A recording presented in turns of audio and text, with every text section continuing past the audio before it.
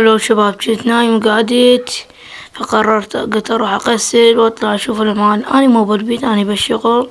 هذا الباب الكرفان تكرمون، هاي الشات خلنا نلبسه. هذا غراتان كان نغسل وجهنا ونطلع نشوف العمل. هذا التانكي، هذا خلنا نفتحه مي خير ما الله. غسلنا خلنا سدينا. هذا التانكي، هذا العمل، هذه العمل، هذه مدرسة. هاي ان شاء الله سنتين بتكمل. شباب خلنا اسولف لكم. هاي البارحة اول مرة بحاجة اشتغل. هذا كان لي هذا على تراب، فجيت على اخوي السلام علي، قلت خلنا اشتغل. اول كرك بحياتي اشتغله قبل وقعت، يعني قبل من التشنج جاني قبل على التراب وقعت، لأن بحياتي ما مشتغل. فالشغل راح، نعم صح تعب. طبعا يكتبون اشعار، انا طبعا اكتب 5 اشعار اذا على هذا الشغل، اكتب 5 اشعار كل اسبوع على هذا الشغل.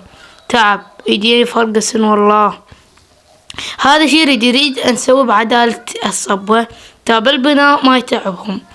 هذا خلنا نشوفكم شي العادل. هذا العادلة يتعدل تراب، هي هاي يريدون نكمل ترابتها يعدل بيها، هو مرتاح. هاي العادلة، هاي بس العمال يعرفون، يعني بدون معاملة يجي. يعني هذا اللي ينام ب7 الصبح ويجي قارته وبوبجي ونازل بوشنقي، لا يجي وين يعرف. هذا خليه يكتب بالبوجي. هذا هيك يريد تعديل فول، تا يعدلوا وما يتعبوا خلاص. هذا دهشون، هذا مستقيم وعدل. بعد كثير شغل والله الصبح. ان شاء الله اذا صعد الفيديو وشفت تفاعل راح انزل لكم يوميات لحظات بلحظات.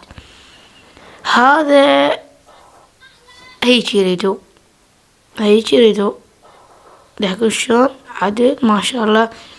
بعد احنا نستمر بالشغل. خلينا اشوفكم اخوي شقاوات كربلة. هذا هيك يريد بعدات. هذا هسه اعانوا ما خليش. هذا جاي يشتغل. هذا الشغل لايك وهنا فولو. سيو، مع السلامة.